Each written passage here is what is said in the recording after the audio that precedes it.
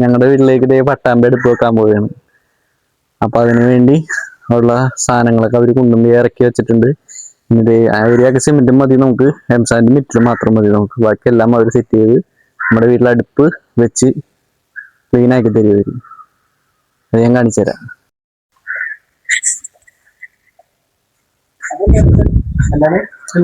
ഇതാണ് അടുപ്പ് സെറ്റ് ചെയ്യണ ചേട്ടന്മാര്. പിടിക്കൊന്നുമില്ല.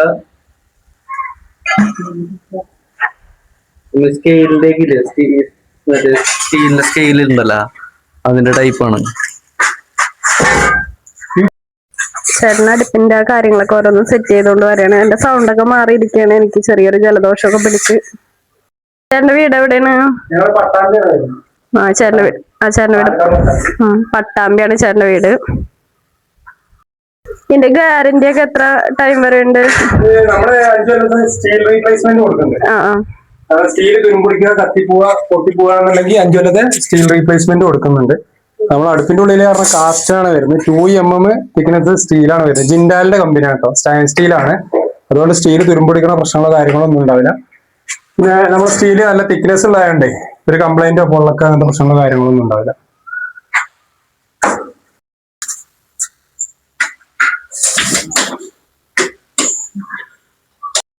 ഇതാണ് കാസ്റ്റ് അയൺ. അപ്പൊ ഇത് യൂസ് ചെയ്ത് കഴിഞ്ഞിട്ടുണ്ടെങ്കിൽ ചൂടൊക്കെ നന്നായിട്ട് നിലനിൽക്കും. ഇങ്ങനെ പൊട്ടിപ്പൊളിഞ്ഞു പോണ പ്രശ്നങ്ങളൊന്നും ഉണ്ടാവൂല.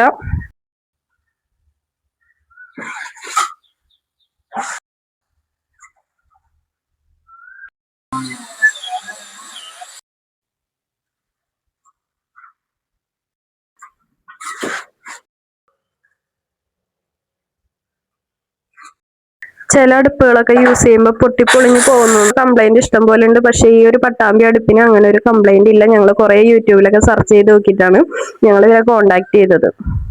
അച്ഛൻ്റെ വീട്ടിലൊക്കെ ഇങ്ങനെ അടുപ്പൊക്കെ ഫിറ്റ് ചെയ്തിട്ട് അവരുടെ വീട്ടിലൊക്കെ കുറച്ചാൾ കഴിഞ്ഞപ്പോൾ ഇങ്ങനെ നശിച്ചു പോയെന്നും പറഞ്ഞുകൊണ്ട് അവരിങ്ങനെ പറയണ്ടായിരുന്നു. അപ്പം ഞങ്ങളിങ്ങനെ കുറേ സെർച്ച് ചെയ്ത് നോക്കിയെന്ന് വെച്ചാൽ കുറേ സെർച്ച് ചെയ്ത് നോക്കി. അങ്ങനെയാണ് ഇവരെ കോണ്ടാക്ട് ചെയ്തത്. ഈ കാസ്റ്റ് അയണിന്റെ പ്രൊട്ടക്ഷന് വേണ്ടിയാണ് ഇഷ്ടികളൊക്കെ ഇങ്ങനെ നിരത്തി വെച്ചേക്കുന്നത്. ഇനി അത് കഴിഞ്ഞിട്ട് ഇതിലോട്ട് കോൺക്രീറ്റ് നിറച്ച് സെറ്റ് ചെയ്യും.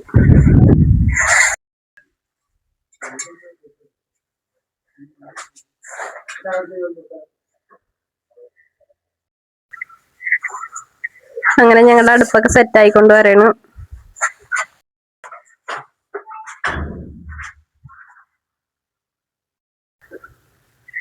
കുഴല് വെക്കാനുള്ളത് ഇവിടെ റെഡിയാക്കിയാണ്. ഇനി മുകളില് കട്ട് ചെയ്യണം. അപ്പൊ അതിനുവേണ്ടി ആ ചേട്ടൻ അടയാളമൊക്കെ എടുത്തോണ്ടിരിക്കണം.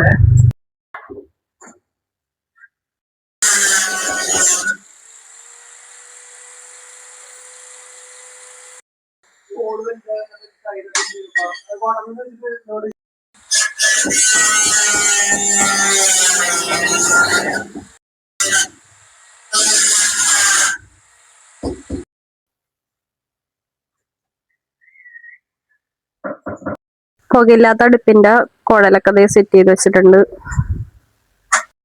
അപ്പൊ ഞങ്ങളുടെ അടുപ്പിന്റെ മിനുക്ക് പണികളൊക്കെ ചെയ്തുകൊണ്ടിരിക്കണ ചേട്ടൻ.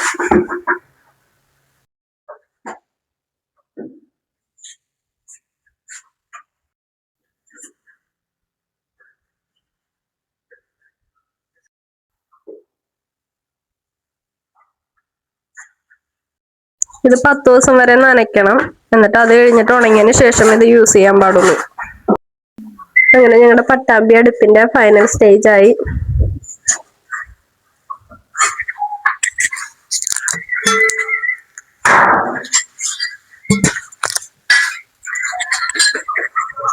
ഞങ്ങള് 2 അടുപ്പാണ് സെറ്റ് ചെയ്തേക്കണേ കേട്ടോ.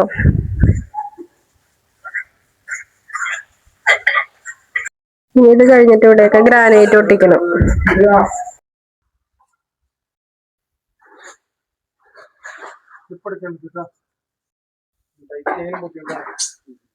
ഫസ്റ്റ് കത്തിക്കുമ്പോൾ ഇതിൽ നന്നായിട്ട് പേപ്പർ കത്തിക്കുക, അല്ലെങ്കിൽ പന്തം കാണിക്കുക. കോട്ടന്റെ തുണി ഫസ്റ്റ് കത്തിക്കുമ്പോൾ ഈ കോയിലില് എയർ കുടുങ്ങിയിട്ടുണ്ടാവും. ആ കോയില് എയർ പോകാൻ വേണ്ടിയിട്ടാണ്. ഇത് എപ്പോഴും അടച്ചു വെച്ചിട്ട് വേണം കത്തിക്കാൻ. ഒന്നല്ലെങ്കിൽ ചെറിയ കുടുക്കയില് പാത്രത്തിൽ വെള്ളമാക്കി വെക്കുക. എന്നാകുമ്പോ ഇതിന് കംപ്ലൈന്റ് കാര്യങ്ങളൊന്നും വരില്ല. നേരിട്ട് ചൂട് കിട്ടുന്നതാണ്. ഏറ്റവും നല്ലൊരു കുടുക്കയിൽ വെള്ളം വെക്കുകയാണ്. ഇത് ഇതിന്റെ ചെറുതാക്കുന്ന റെഡ്യൂസർ ആണ് കേട്ടോ. ഇത് ആവശ്യമുണ്ടെങ്കിൽ മാത്രം ഉപയോഗിക്കാനുള്ളതാണ്. ചെറിയ പാത്രങ്ങൾ ഉള്ളിലോട്ട് പോവാണെന്നുണ്ടെങ്കിൽ അത് വെക്കാം. അല്ലാന്നുണ്ടെങ്കിൽ ഇതേപോലെ ഉപയോഗിക്കാം. ഇതിനുണ്ട് അതേപോലെ ഒരു റെഡ്യൂസർ കേട്ടോ, രണ്ടിനും ഉണ്ടാവും.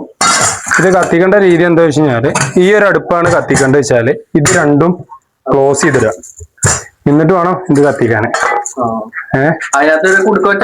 ഇതെപ്പോഴും കുടുക്ക വെക്കണം നിർബന്ധം. ഇത് തുറന്നിട്ട് കഴിഞ്ഞാൽ എന്താ വെച്ചാൽ ഇതിലൂടെ വെളിയിൽ കുഴപ്പമില്ല. ഞാൻ ഇത് കളർ ചേഞ്ച് വരണ്ട വെച്ചിട്ടാ നേരിട്ട് ചൂടിട്ട് ചെയ്യാം. അപ്പൊ നേരിട്ട് ചൂടിട്ടുമ്പോ സ്റ്റീലിന് ഈ ഒരു റൗണ്ട് ഭാഗല്ലേ ഈ സ്ക്രൂ ഒക്കെ പെട്ടെന്ന് കംപ്ലൈന്റ് ആവും. നേരിട്ട് വേറെ സ്റ്റീലിനൊന്നും കംപ്ലൈന്റ് ആവില്ല, ഈ സ്ക്രൂ ഇങ്ങനെ തട്ടുമ്പോഴേ. അപ്പൊ അത് വേണ്ട വെച്ചാൽ കുടുക്കൽ വെച്ച് കഴിഞ്ഞാൽ കാണാനും ഇതുണ്ടാവും, സ്റ്റീലൊന്നും ആ ഒരു നില നിൽക്കും. ഇത് പാത്രം വെച്ചതിന് ശേഷം വേണം കത്തിക്കാൻ, അപ്പൊ തീരെ പുക വരില്ല. സാധാരണ വിറക് വെച്ച് കത്തിയതിന് ശേഷം ആ ഫസ്റ്റ് കത്തുന്ന പുക ഷീറ്റിലാവും. ഷീറ്റ് ആവുമ്പോൾ ഒരു കൊല്ലം കൊണ്ട് തുരുമ്പിച്ച് ദ്രവിച്ചു പോകും. അപ്പൊ അത് വരാതിരിക്കാൻ വേണ്ടിയിട്ടാണ് പാത്രം വെച്ചതിന് ശേഷം കത്തിക്കുക. ഈ ഒരു അടുപ്പാണ് കത്തിക്കുന്നത് വെച്ചാൽ ഇത് ക്ലോസ് ചെയ്തിടുക. പിന്നെ സ്റ്റിക്കർ മൊത്തം ചീന്തി ഒഴിവാക്കുക. ഇതിന്റെ ടോപ്പ് ലെവലിനനുസരിച്ച് ഗ്രാനൈറ്റോ ടൈലോ ഒട്ടിക്കുക. പിന്നെ അത് ഈ ഒരു സൈഡ് ഇത് ഒന്നല്ലെങ്കിൽ ഇതിന്റെ ഒരേ ലെവലിക്ക് ചെയ്യാം, അതല്ലാന്നുണ്ടെങ്കിൽ 2 സെന്റിമീറ്റർ ഉള്ളിലേക്ക് വെച്ചിട്ട് ഒരേ ലെവലിക്ക് ചെയ്യാം. അത്രേ ഉള്ളൂ കേട്ടോ. നന്നായിട്ട് 10 ദിവസം നനക്കുക. ഫുൾ സ്റ്റിക്കർ ഒഴിവാക്കണം. അതല്ലാന്നുണ്ടെങ്കിൽ സ്റ്റിക്കർ ഒഴിവാക്കിയിട്ടില്ല എന്നുണ്ടെങ്കിൽ നമുക്ക് അറ പിടിക്കും. കുഴപ്പമില്ല, സാധാരണ ഉപയോഗിക്കുന്ന മാതിരി ഉപയോഗിക്കാം. അപ്പൊ കുഴപ്പമില്ല. ഒരടുപ്പ് മാത്രം കത്തിക്കുമ്പോ മാത്രമാണ് നേരെ ഓപ്പോസിറ്റുള്ള അടുപ്പ് ക്ലോസ് ചെയ്തിട്ടുണ്ട്. അത്ര തന്നെ ഉള്ളൂ. പിന്നെ എന്തെങ്കിലും കംപ്ലൈന്റ് ഉണ്ടെങ്കിൽ വിളിച്ചോളൂ, അതിനനുസരിച്ച് നമ്മൾ കാര്യങ്ങൾ പറയും കേട്ടോ. നമ്മളിത് ക്ലീൻ ചെയ്യേണ്ട എങ്ങനെയാ വെച്ച് കഴിഞ്ഞാല് 6 മാസത്തിൽ ഒരിക്കലാണ് ക്ലീൻ ചെയ്യേണ്ടത്. ഇത് സ്ഥിരമായിട്ട് കത്തിക്കുകയാണെന്നുണ്ടെങ്കിൽ 3 മാസത്തിൽ ക്ലീൻ ചെയ്യുകയാണെന്നുണ്ടെങ്കിൽ അടുപ്പ് ഒന്നുകൂടെ കത്താൻ നല്ല ഉഷാറാവും. മിനിമം 6 മാസത്തിൽ ഒരു തവണയെങ്കിലും ക്ലീൻ ചെയ്യണം. ഇത് ഒരു ചാക്കിലോ അല്ലെങ്കിൽ ഒരു കോട്ടന്റെ തുണിയിലോ ചെറുതായിട്ട് മണ്ണ് പോലെ കിഴി കെട്ടുക. കിഴി കെട്ടിയിട്ട് മുകളിൽ കയറുക. മുകളിൽ ഒരു ബെൻഡ് ഉണ്ടാവും. ആ ബെൻഡ് എടുത്തു കഴിഞ്ഞിട്ട് താഴോട്ടും മേലോട്ടും കയറിൽ വലിക്കുകയാണെന്നുണ്ടെങ്കിൽ ഈ ഒരു ഭാഗത്ത് വേസ്റ്റ് വരും. അപ്പോഴാണ് ഇത് തുറക്കേണ്ടത്. സാധാരണ ഇത് തുറന്നു വെച്ച് അടുപ്പ് കത്തിച്ചാൽ കത്തില്ല, കാരണം ഇവിടുന്നുള്ള എയർ അങ്ങോട്ടാ പോവുക. അപ്പൊ എപ്പോഴും ഇത് ക്ലോസ് ചെയ്തിടണം, എന്നാലേ അടുപ്പ് കത്തുള്ളൂ. അപ്പൊ ക്ലീൻ ചെയ്ത് കഴിഞ്ഞാലും ഇത് ക്ലോസ് ചെയ്യാൻ മറക്കരുത് കേട്ടോ. അപ്പൊ നന്നായിട്ട് അടുപ്പ് ഉപയോഗിച്ച അഭിപ്രായങ്ങൾ പറയാം. 6 മാസം കൂടുമല്ലേ? 6 മാസം മിനിമം. ഒരു പ്രശ്നം ഉണ്ടെങ്കിൽ മാത്രം ചെയ്താൽ മതി.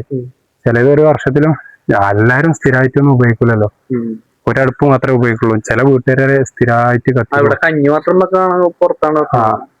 ഒരടുപ്പൊക്കെ ഉപയോഗിക്കുന്ന വെച്ചാൽ കൊല്ലത്തിലൊരു തവണ ക്ലീൻ ചെയ്താൽ മതി. ചില വീട്ടുകാര് ഒരുപാട് ഫാമിലി അംഗങ്ങൾ കൂടുതലുള്ള ഇതാവുമ്പോഴേ സ്ഥിരമായിട്ട് 2 അടുപ്പും കത്തിക്കും. അപ്പൊ ഇത് നല്ല വേസ്റ്റ് കൊടുക്കും. അതായത് ചിരട്ടൊക്കെ കത്തിക്കുകയാണെന്നുണ്ടെങ്കിൽ നല്ല കരി കൊടുക്കും. കാരണം അതില് കരി ഒക്കെ കത്തിക്കുക, എല്ലാം കത്തിക്കുക, കുഴപ്പമില്ല.